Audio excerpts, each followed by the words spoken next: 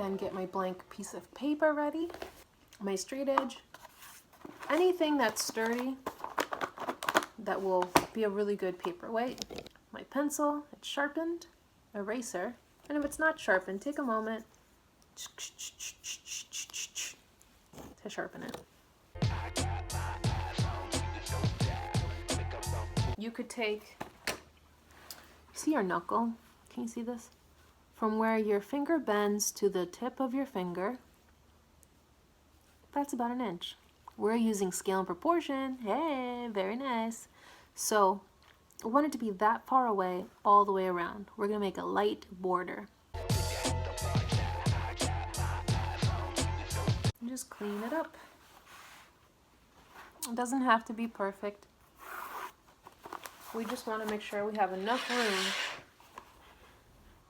to fit all of this important information for this Elements and Principles of Art chart. We'll figure out a name.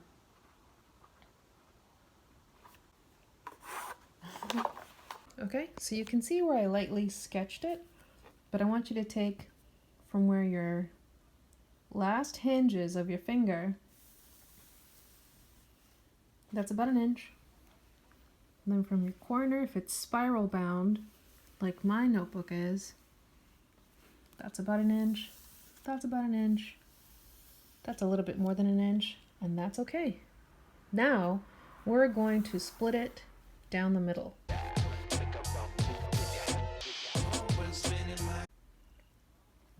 And you're going to measure half of your page.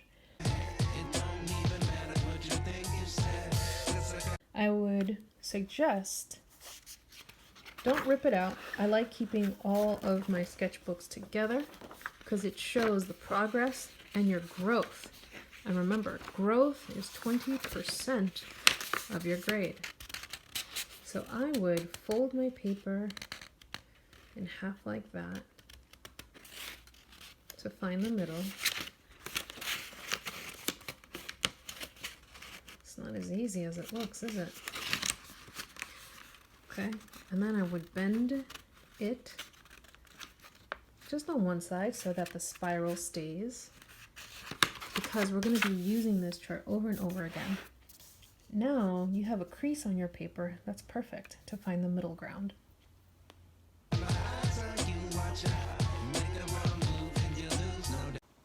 Measure it with my finger. We're using scale and proportion, using our own body parts to measure. So you see my crease? I drew a pencil mark. Now I'm going to measure from the tip of my finger wherever it is on my hand. And it goes to about here. And it should be the same on the other side. And then we find that it's about here. Again, it doesn't have to be perfect. And then I draw a line connecting my 2 points to make a straight line. And if you create dashes like I did, that's okay too.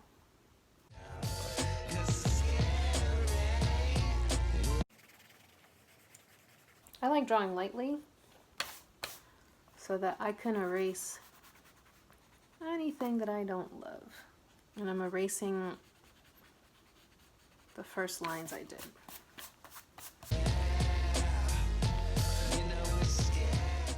So now we need to split this into 1, 2, 3, 4, 5, and then we end up with 1, 2, 3, 4, 5, 6 spaces. For this next step, we're going to take the bottom of our paper and fold it into 6 equal parts so that we make 6 rows. 1, 2, 3, 4, 5, 6. I want your notebook to stay together, so leave it like that. If you're using loose leaf paper, just make sure that when you're done with it, you put it in a folder, because we're going to be using this chart over and over and over again. All right, so we take a piece of paper and we're going to fold it into 3 equal parts, and then those 3 parts we're going to fold again so that we have 6 rows, okay? I'm going to take our bottom corner And we're going to take the edge of the paper and fold it till you get a cylinder. When the edge of your paper, you're going to start to squish it down. Meets the inside. Keep going until this part reaches the top.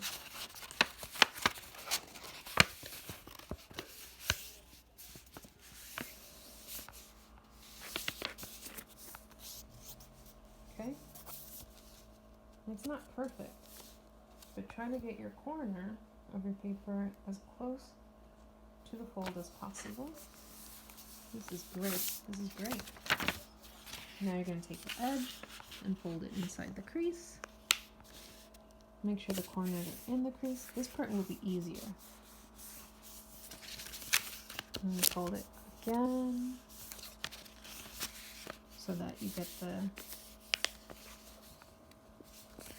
third and fourth row completed. And fold it again. And then fold it again. Now, if you like geometry, I suggest this method. If you like dividing and multiplying, and you like algebra, I recommend finding the length of your paper, which is probably 11.5. This is actually a little bit bigger than that. This is 12 inches. And then you're going to divide it by 6, which is 2 inches, right? So each of your rows should be about 2 inches. But when you don't have a ruler, this is another effective way. And if you take a look, this is now the edge of my chart.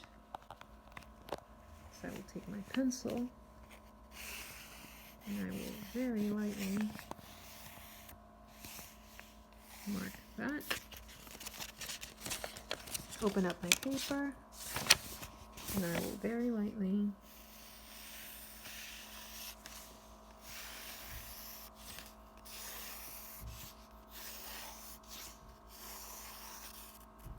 mark my chart. Okay? And don't forget to draw the middle part. So if your paper is 8.5 by 11, half of that is 4 inches and 1/4. So here you go. You should have 2 columns, 1 and 2. This will be for elements, this will be for principles of art. And 6 rows. 1, 2, 3, 4, 5, 6.